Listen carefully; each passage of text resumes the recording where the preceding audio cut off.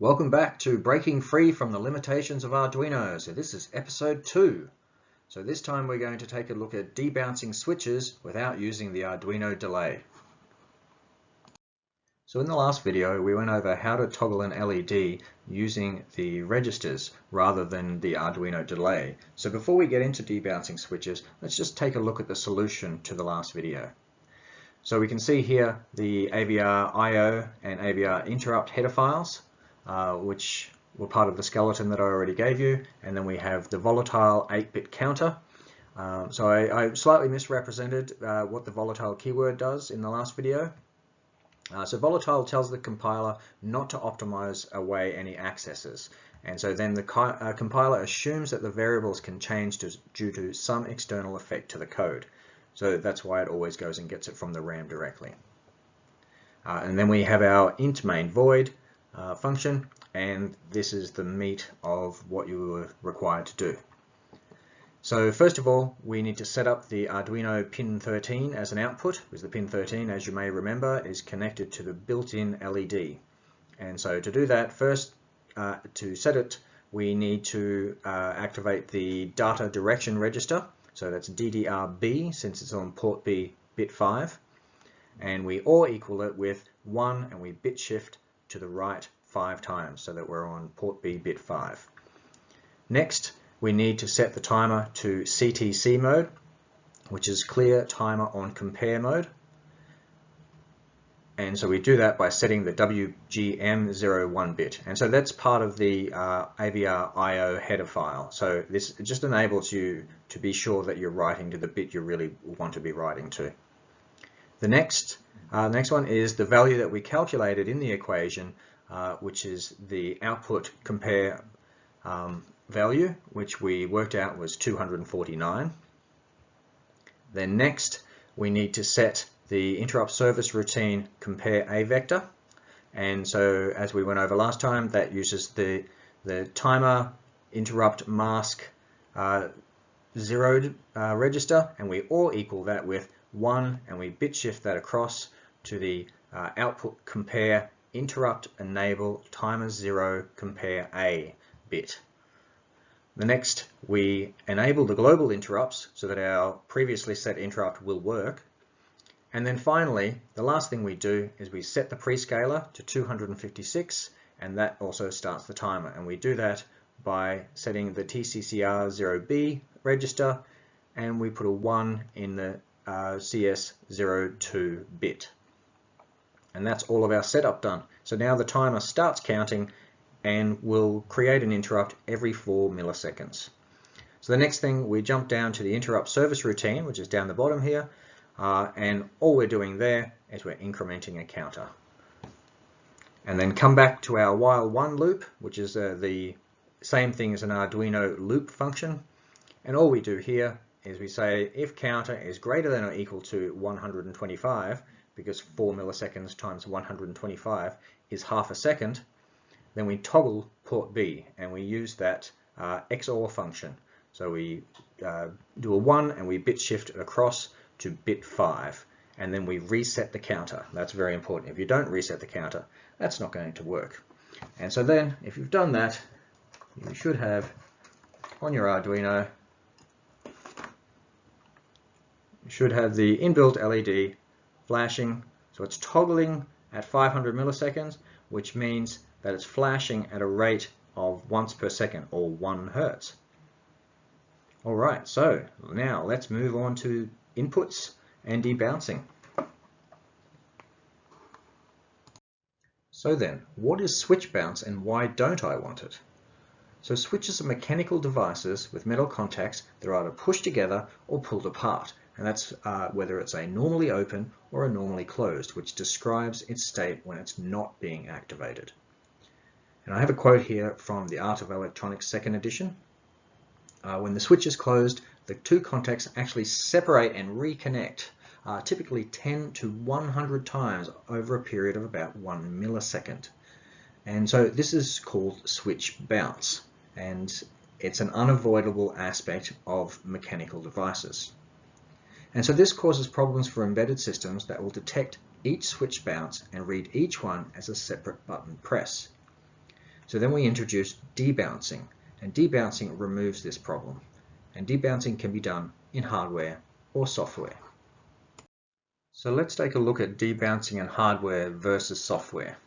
So hardware debouncing requires additional components, and I've got one example here where we have the switch in a voltage divider coupled with a low pass filter, that is this 1 megohm resistor, and the 1 nanofarad capacitor, which has a time constant of 1 millisecond, and we get that by multiplying those two values together, 1 megohm by 1 nano, that gives us 1 millisecond. And then the output of that is then fed into a 7414 hex inverter Schmitt trigger. And you're probably asking, why do we need a Schmitt trigger if we've removed the bouncing? Well, if we take a look here at the DC characteristics of the input pin, we can see here that there's an input low voltage of 0.3 times VCC. So if we're using a 5 volt VCC, which Arduinos quite often do, that means the maximum that we can have for an input to be low is 1.5 volts. And then the next line, we have an input high voltage minimum is 0.6 times VCC. And so 0.6 times 5 volt is 3 volts. So that means as our capacitor, a low pass filter is charging or discharging, so it's either smoothly going up or it's smoothly going down, there will be a period of time where it's between 1.5 volts and 3 volts, and the input pin can potentially read that as either one of those. It's kind of like a dead zone. It's a really undesirable area to be in, and that's where the Schmitt trigger comes in. It takes that low voltage and it waits until it passes a certain threshold, and then it flips it high, so you see a nice clean output, which is what we can see here in this graph here. So the top row is the bouncing switch. The next graph underneath it is the discharging RC low pass filter, and then the final one is the 7414 switching, and we can see it switches nice and cleanly, and we get a nice clean edge, and there's virtually no period of time that it's in that forbidden zone. And other reasons why we may not want to use hardware debouncing is often hobbyists may not simply have the additional parts that they need on hand, because you need not just the resistor for the voltage divider, that 47 k ohm resistor, you also need a 1 megohm resistor, a 1 nanofarad capacitor, and then a hex Schmitt trigger. So often people will just not have those lying around. Also on the commercial side of things, commercial development often prefers to keep their BOM, that is bill of materials, costs low. And I mean, a resistor and a capacitor and a Schmitt trigger is only a handful of cents each, maybe 50 cents for the Schmitt trigger and a couple of cents each for the resistor and the capacitor. But if you're making 1 million boards with that on, that adds up very quickly. And as a result, that generally leaves us with software debouncing. And then there's two basic types then of software debouncing.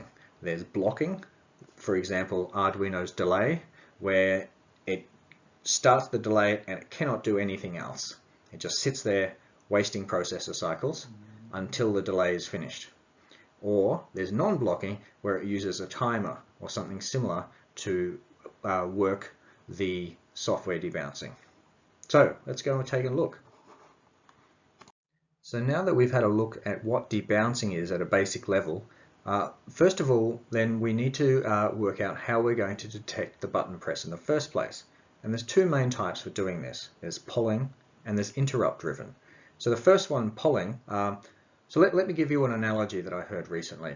Say you're waiting for your friend to come over to your house. So while you're waiting for your friend, you could go and check the door every minute and see if your friend is there. So every minute you walk up, open the door, no, your friend's not there. Wait another minute, go check the door, no, your friend's not there. You keep doing that over and over and over until your friend arrives and you open the door and your friend is there and you let them in. So that's akin to polling. The next one is interrupts, where you just sit on your couch and eat popcorn and you wait for your friend to arrive and they press the doorbell, and once they press the doorbell you're alerted that they're there, and then you go and answer the door and let them in. So polling is really good if the event that you're dealing with is synchronous, that is, it's happening at regular intervals. It's not urgent because you can wait a little bit of time for it, and it's happening fairly frequently. Interrupts, however, are much more useful if the event is asynchronous, that is, there's no repetitive timing to it. It's urgent, that you need to deal with it straight away as soon as it happens, and that it's infrequent, because you do have to stop what you're doing and then go and deal with the interrupt and then come back. So quite often polling is used in microcontroller applications because the CPU is often looping anyway, so we might as well give it something to do.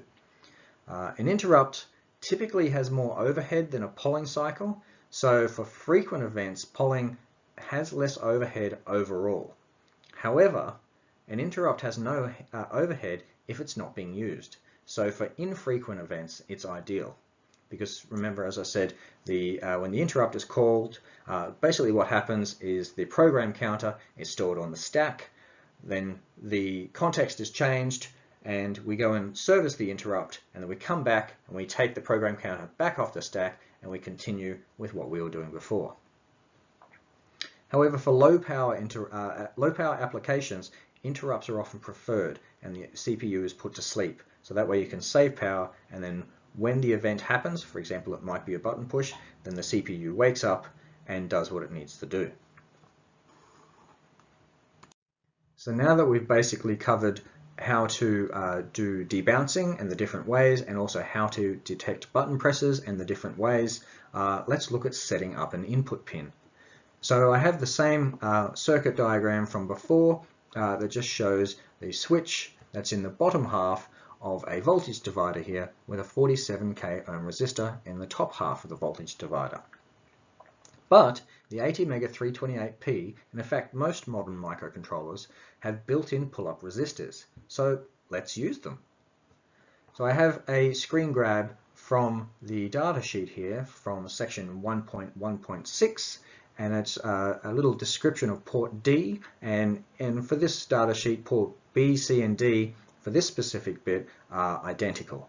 And it just explains that port D is an 8-bit bidirectional I/O port with internal pull-up resistors that are selected for each bit. So then configuring the pin, so I've circled the points of interest here. So it just states that each port pin consists of 3 register bits, which is the data direction or DD register, the port register, which is what we write to, and then the pin register, which is what we read from. And then it also says that if the data direction register is written a logic 0, then that pin is configured as an input, which is what we want. And then the last one just says if port is written a logic 1, when the pin is configured as an input, then that enables the pull-up resistor. And so if we take a look at this table here, we have the port pin configurations, and so we want an input. So the first 3 are our inputs, and then only one of them has a pull-up enabled, and then it just explains that the pin will source current if it is pulled low.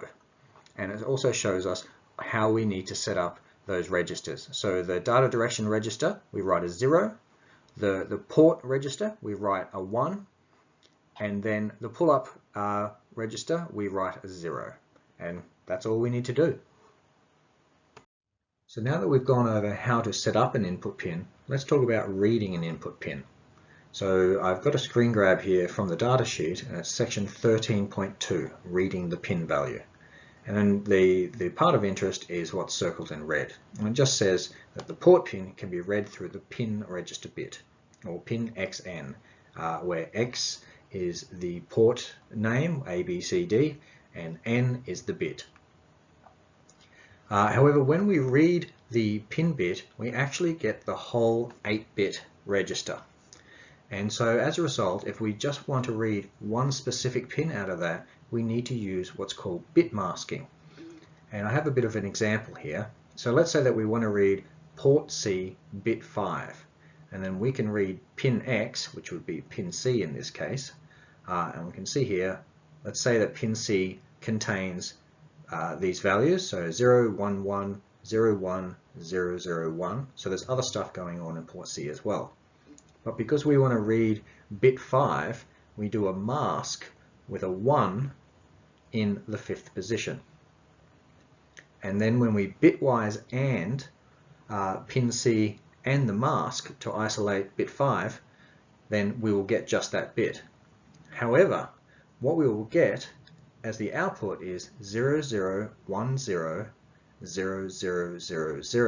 So if we try to do a digital, a decimal read on that as a 0 or a 1, we would get a 0 if there's nothing there, but we wouldn't get a 1 because it's actually in the 5th place, which means we'd actually get a 32. And the reason for this is that 2 to the 5th is 32. So the next thing that we need to do, if we want to isolate it as a 0 or a 1, is we then need to bit shift the result by 5 places to the right.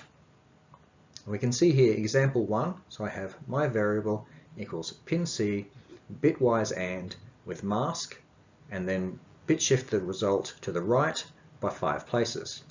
But we can also replace mask with a 1 bit shift to the left 5 places. So here's example 2, where we have my variable pin C, bitwise AND with 1 bit shift to the left 5 times, and then that result is then bit shift to the right 5 times. And this will give us an output of a 0 or a 1, depending on what that input is. So then what about reading multiple pins? What if we have multiple inputs that need to be read exactly simultaneously? So for instance, we might have multiple inputs to the same port that we need to know what they are at exactly a single moment in time. Now, if we were to take the Arduino digital read function, each digital read call takes 5 microseconds to execute, and each digital read function only operates on a single pin. However, if we were to do this approach where we read the whole port and mask it, that takes 2 instructions, and it works out to run those 2 instructions to be 125 nanoseconds. So that is, it's 40 times faster to do it this way, and we can read all 8 bits in the port at the same time rather than the 1 bit that the Arduino digital read does. So there really is no comparison between the two. So let's go over this example here, example 2. So let's say we have our inputs of interest that are on pin C, that's port C, and we have bits 0, 1, and 2. And we have a measurement taking or a reading taken on pin C, and the bits 0, 1, and 2 are shown in red here. So there's 1, 0, 1. So then we can apply a mask of 1, 1, 1, and then we just bitwise AND between pin C and mask to isolate those 3 bits of interest, bits 0, 1, and 2, and leave the rest of it behind. So then the result is shown here, where only bits 0, 1, and 2, 1, 0, 1, come through, and everything else is a 0. And so from there, we can use if-then statements or if-then else statements, switch case statements to take the required action to deal with those inputs as they come in. So that now we've gone over how to set up an input and also how to read an input, let's go over the first method of reading a button, which is polling. So the basic procedure is each time through the while one loop, the button state will be checked. If the state is different to the last time through the loop and the button is low, meaning it has been pressed, then we will toggle the LED and we will then save the new button state for the next time through the loop. So let's take a look at the code here. So we have an include for the AVR IO and AVR interrupt header files, as we did previously, and now we have a function prototype. And a function prototype just tells the compiler that there is a function defined later on in the code, and it may actually be used before it is defined. So if you don't put the function prototype in, you'll most likely get an error because the compiler doesn't know what it's supposed to be looking for. So then we have our int main void function, and we have our setup as we have had previously, where we have DDRB 1 bit shift 5, so we're setting the Arduino pin 13 as the output, and as you may recall, Arduino pin 13 is connected to port B bit 5. Then we also have DDRD and equals not of 1 bit shift 5, and so this is clearing port D bit 5, which is corresponds to Arduino digital pin 5. And so we're setting that one as an input, because if you write a 0 to that direction register in that bit, then you get an input. And then finally, we need to set the input pull-up. So this way we don't need to use a voltage divider. So we have port D or equals 1 bit shift 5. And that was what we covered earlier on in the data sheet. And so then we get to the while one loop, and we are just calling this function button pressed. And then below that we have the definition of button pressed. And so we have an unsigned 8-bit integer return. The function is called button pressed, and its parameter is a void. And so the first two lines, the first one is static unsigned 8-bit integer button state equals 0, and then static unsigned 8-bit integer last button state equals 0. So the static keyword tells the compiler that when you run this program, you only run the lines with static the first time you see them, and after that you don't run them again. And the point of this is so that you can keep the scope of these variables just to this function. If you didn't use the static keyword, you would have to use global scope, that is, make them a global variable, and that comes with a whole host of problems of its own. The problem with global variables is that they can be changed by anything, and you may end up with some very strange or undefined behavior going on, or your variables getting changed by something else that you didn't intend to happen. So by using the static keyword, we keep the scope of those to just this function. So next we have button state equals pin D bitwise and 1 bit shift to the left 5, and then the whole thing bit shift to the right 5. And we covered in the last slide how we did that, or why we do that. And so then we go to the next line, and so now we've read the button state, and we say if the button state is not equal to the last button state, and the button state is 0, that is, the button's being pressed, then we want to toggle the LED. So we have port B XOR 1 bit shift 5. And then finally, the last things we do is we save the last button state as the button state. So that's for the next time through the loop. So we have a history of what happened, so we can compare the new button read to the previous one. And then I have return button state here, although that is not actually being used, so that line can actually be discarded. So then I go and upload the code, and then I have my Arduino here connected to a logic analyzer and also to a button. So let's press the button. You can see there's a couple of times where the button either flashes on or off, or looks like it stays on when I press the button. And this is bouncing. But now let's go take a look at the logic analyzer capture. So let's do a new capture. And then it looks like we've got some clean transitions here between highs and lows. But let's have a closer look. There we go, we've got one here. So when we press the button, it actually bounces 3 times in the space of about 0.4 of a millisecond. So that now that we've gone over what switch bounce is and why it's a bad thing, and we've also gone over the problems or limitations of hardware debouncing, let's take a look at software debouncing. So I've got a link here that's linking to gansel.com, and this is Jack Gansel's embedded website, or embedded systems website. And I highly recommend you subscribe to his, I think it's a monthly newsletter. This is just so much great information, and it also has archives of previous articles. So I've taken some code from one of his articles called Debouncing Part 2, but I recommend you read all of the debouncing articles. And so before we dive into the code, just a little circuit diagram here to show how we've got the switch connected up to the ATmega328. So we have a switch here that's as part of a voltage divider. We can see it's in the bottom half of the voltage divider with a pull-up resistor in the top half. And this pull-up resistor is actually internal to the ATmega328, and we're switching this on in firmware. And the point of this is to reduce the number of components that we need to use. So all we need to do then is connect our switch between ground and also the 80 megas input pin that we're using. And so then we have the debounce algorithm. Now I have a simplified version of it here just to make the explanation a little bit easier. And so before I dive into the code, there's a function in there called raw key pressed. And all raw key pressed does is it goes and reads the port that that switch is connected to, and it isolates just the bit that we're interested in.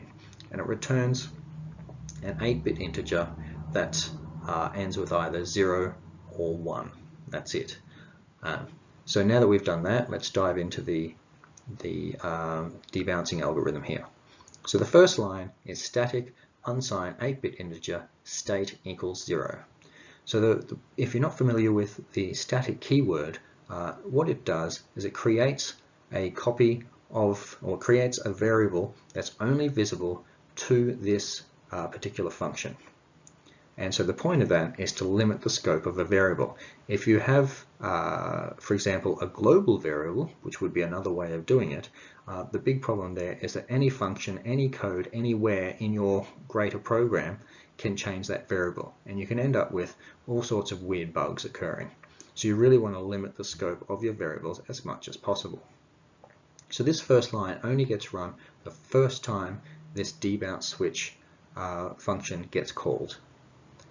So the next line we have state equals state bit shift 1 to the left, or with the return from raw key pressed, which I just described before, and or with a hex value, which is E0.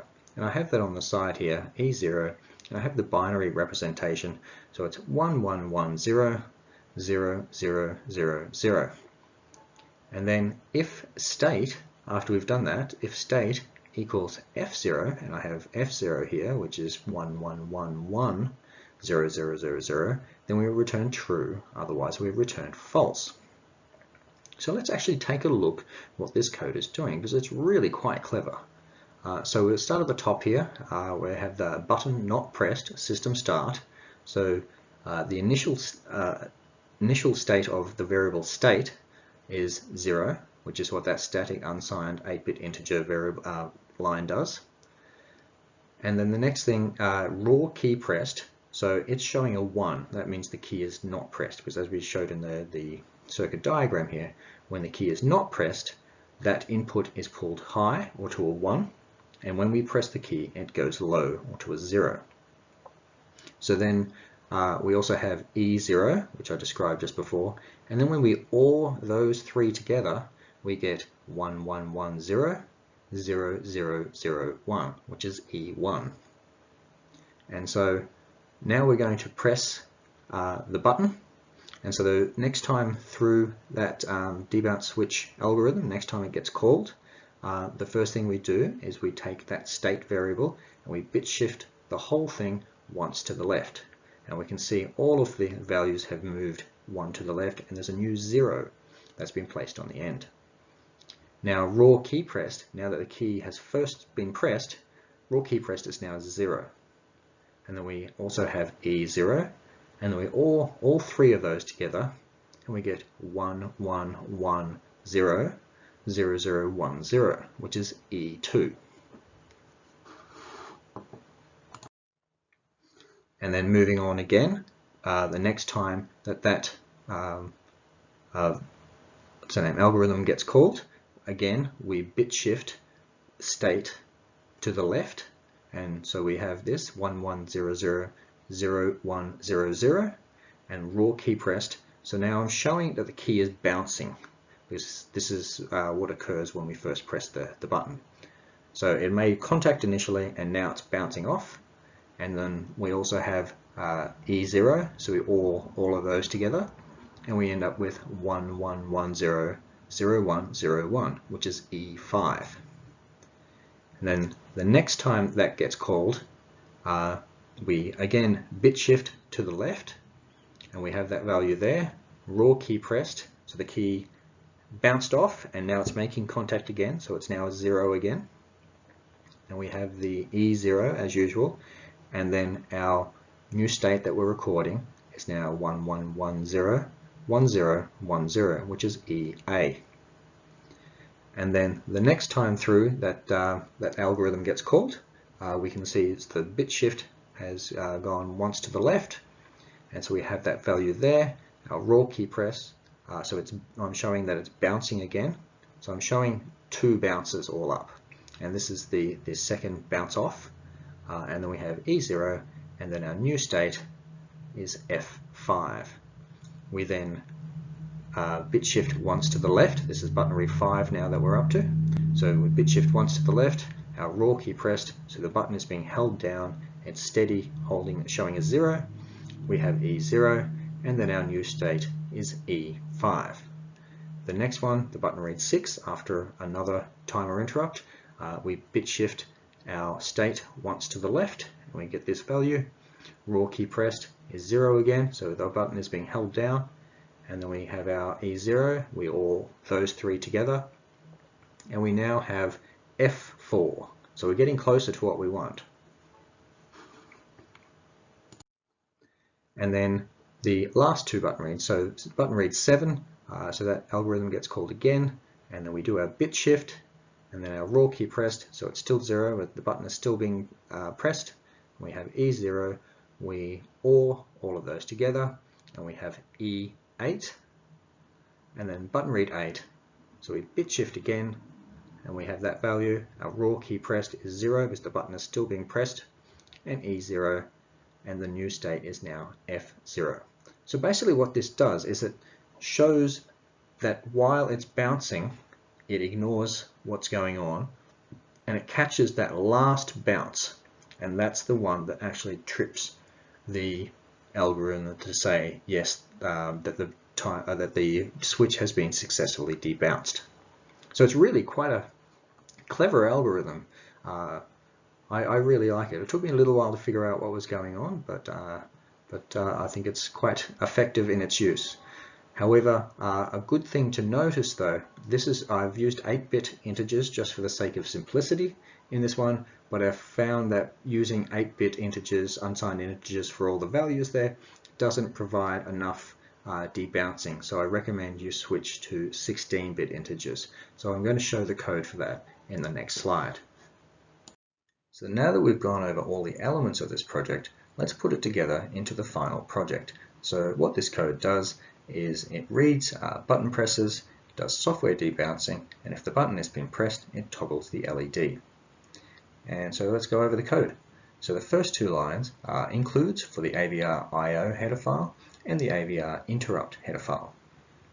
The next 2 lines are function prototypes. And what function prototypes do is they tell the compiler the name of a function, what parameters it takes, and also what return type it has. And these are very useful for when in the code you might call a function before it's actually been defined. And this is exactly what's happening here. If we look at the interrupt service routine, we can see that we're calling the function debounce switch. But debounce switch is actually defined later in the code. Now let's move on to the int main void function. So we have, we're setting up Arduino pin 13, which is port B bit 5 as an output. Then we're setting up Arduino digital pin 5 as an input, which is port D bit 5. And then we're turning on the input pull-up resistor for port D bit 5.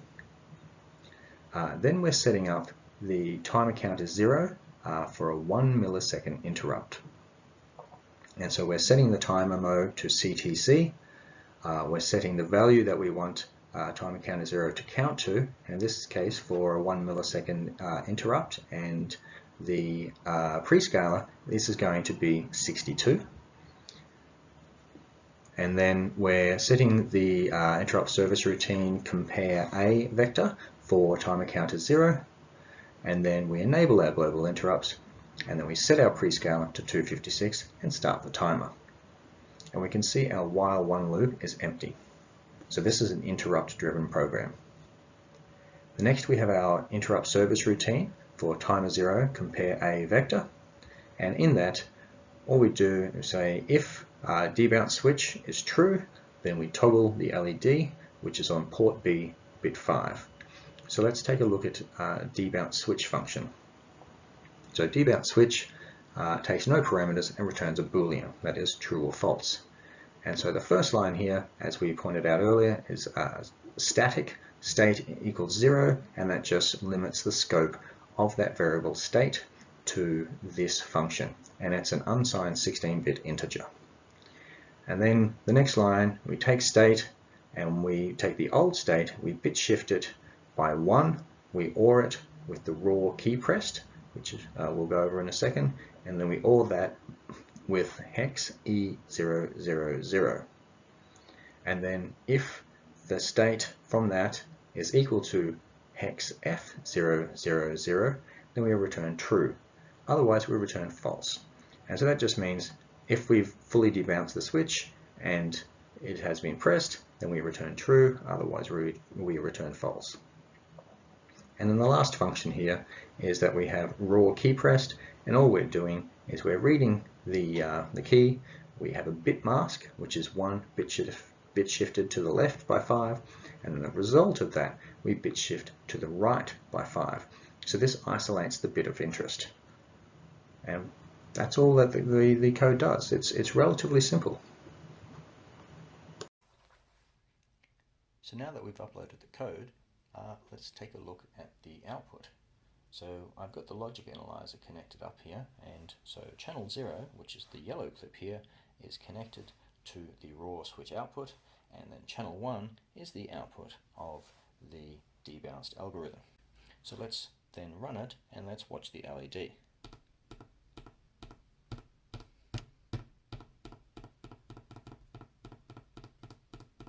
can see it's perfect. So then we have the logic analyzer capture, and we can see we have channel 0, which is connected to the raw switch, and we can see that it's actually quite bouncy. And then on channel 1 we have the debounced output, which is what is driving the LED. So here's another bouncy switch transition, and then a nice clean edge on the switch, the debounced output. There's another bouncy transition. Now we can see here as well, this transition in between the switch being activated and the debounce output happening. And that's about 11 and a half, a bit over 11 milliseconds, which is more than enough for most even quite bouncy switches. So this will do very nicely for us. So in this video we covered what is switch bounce and why it's undesirable, hardware versus software debouncing, reading digital inputs and then polling versus interrupt driven, and in this case we did polling. An important note is that if you are using a switch to trigger an interrupt, then you must do hardware debouncing. There's no way to software debounce in that case. Then we set up digital input pins. We covered how to do bit masking and isolating specific bits.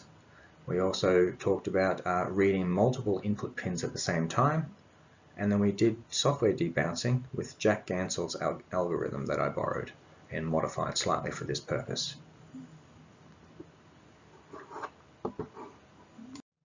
So now here are the references that I used throughout this video. So here are the image references, the debounce code that I adapted from Jack Gansel's website, and I recommend that you read all of the debouncing articles there as well as all of his other stuff, and subscribe to his website. It's really good. And then also a very valuable thing if you're using an Arduino Uno is here's the Arduino Uno pinout diagram. So this enables you to find out what pins on the ATmega328 are connected to what Arduino pins. So this will make your life much easier. If you enjoyed this video, please give me a like or a comment, and please subscribe. Thanks for watching.